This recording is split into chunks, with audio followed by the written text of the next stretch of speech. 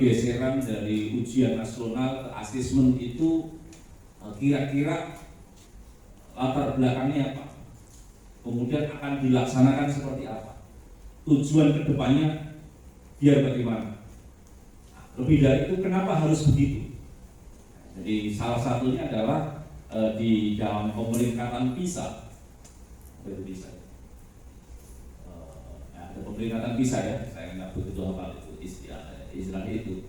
Itu di situ negara-negara sedunia itu diukur tentang kemampuan atau capaian pembelajarannya, proses pembelajaran. Jadi selama ini pembelajaran itu efektif apa tidak, dan kemudian berguna apa tidak bagi kehidupan kekinian dan masa depan.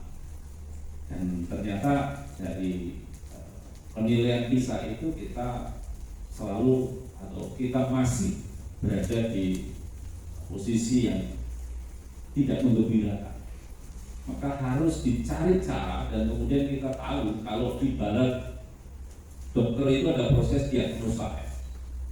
Jadi kita mendiagnosa betul kondisi SD se-Jawa Tengah misalnya, atau SMP se-Pulau Jawa, atau apalah SMA se-Indonesia. Ini sebenarnya karakternya seperti apa? Lingkungan pembelajarannya seperti apa? Kemampuan minimumnya seperti apa? Di situ kemudian akan berbuah pada treatment. Terus kalau kondisinya seperti itu, harusnya apa yang kita lakukan? Maka diperlukan selain keterampilan ya, diperlukan keterampilan, di mana keterampilan itu didasari pemahaman yang utuh tentang. Tanpa itu kemudian kita ya bekerja atau mengajar atau melaksanakan proses pembelajaran ya kayak biasa-biasa saja yang kita lakukan. Pertanyaan seperti itu karena sudah di assessment dulu. Nah, itu pun bukan seperti itu. Artinya saat kelas 5, kelas 8, kelas 11 itu merupakan penjajakan dulu. Capaian pembelajarannya itu sejauh mana. Nah, selama ini ujian akhir itu materinya adalah materi dari awal. Kalau SD mulai dari kelas 4, 5, 6 kan seperti itu. Kemudian di kelas 9 materi 7, 8, 9. Kemudian yang di kelas 12, 10, 11, 12. Nah, ternyata hasil evaluasi kelas-kelas akhir itu merasa nggak hanya anaknya tapi gurunya itu juga merasa terbebani yang harus. Dulu tuh kita selalu pembelajarannya ini termasuk strateginya ya, pembelajarannya yang harusnya diajarkan di semester genap diropel semuanya, diropel itu diselesaikan di semester ganjil, bisa dibayar. Karena apa? Deadline untuk ujian itu sudah mulai di bulan April ini kan Bu? Benar kan? Padahal yang namanya satu semester yang mulai bulan Januari sampai Juni kan?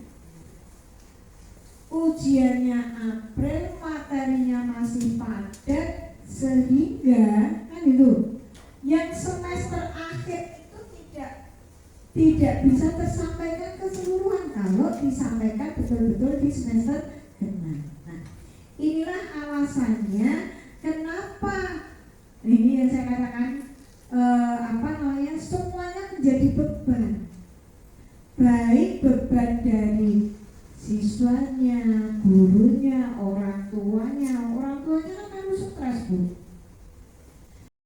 Ketuhanan yang Maha Esa, toleransinya itu dikedepankan dengan masing-masing agama yang dianut bangsa.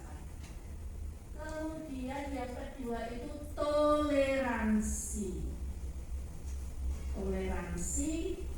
hidup rukun, saling menghargai, saling menghormati.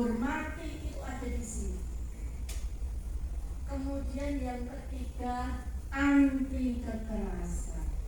Tidak usah sidik-sidik apa ya itu, anarkis, ngamuk, terus jotosi gitu ya. Kalau ada permasalahan ya sudah dirembuk, yang ono rembuk dirembuk, yang ono pangan dipangan gitu. Yang ono apa Pak? Yang ono masalah diolah, yang ono masakan dirasakan. Yang akhirnya nggak ada 0%, yang cakap 6,3, kemudian yang di dasar 30%, yang intervensi khusus 6,67. Selebihnya itu nanti adalah rapotnya yang Bu Bapak mengisi survei lingkungan tidak? Ikut mengisi tidak? Oh, mengisi survei karakter tidak? Kalau dulu saya semangat, tapi kalau saya sekarang ya tambah semangat lagi walaupun tidak dibayar. Baik, terima kasih Bapak-bapak, ibu-ibu yang saya hormati, baik guru PNS maupun non PNS. Mungkin ada yang masih honorer di sini. Jadi apa yang disampaikan oleh narasumber sudah jelas, mungkin ya ini adalah sebuah apresiasi.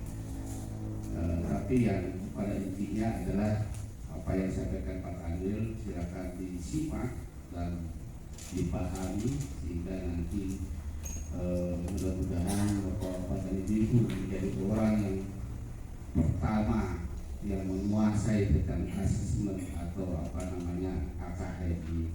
Saya akan bercerita sedikit tentang penayangan video, tapi videonya bukan video juga, tapi videonya adalah video sudah sering saya putar. Saya ingin pada saat ini diputar kembali untuk bagaimana kita mengingatkan tentang apa yang harus kita lakukan ke depan. Silakan Mas Edi. Ya, belum. Tidak konsekuen. Kalau melompat itu kan ingin cara yang mudah, seperti orang menari di atas penderitaan orang. Saya sudah pesan di Jakarta, kalau ada yang lewat pintu belakang, jangan sampai datang ke Jawa Tengah, karena Jawa Tengah ini tidak menerima orang yang lewat dari pintu belakang. Dia harus gentleman dari depan. Dan ada juga yang telepon saya, Pak, tolong dibantu rekomendasi saya ke Jawa Tengah. Ya saya masih hidup di situ. Kok buru-buru semangatnya luar biasa untuk ke Jawa Tengah. Nantilah kalau saya sudah di sini silakan saya bantu untuk rekomendasinya. Tapi saya jawab dengan rasa toleransi yang tinggi. Wes saya bantu kalau ada. Mudah-mudahan saya tanya itu pegawai belum ada. Mungkin masih dalam perjalanan. Nah, saya nggak halang, silakan saja. Artinya apa? Saya tidak akan berkata, saya tuh masih di sini kok jenengan mau ngusir saya, nggak begitu. Artinya kita masih menghargai. Cara-cara menghargai bagaimana kita mengimplementasikan nilai-nilai toleransi dalam kehidupan seperti itu.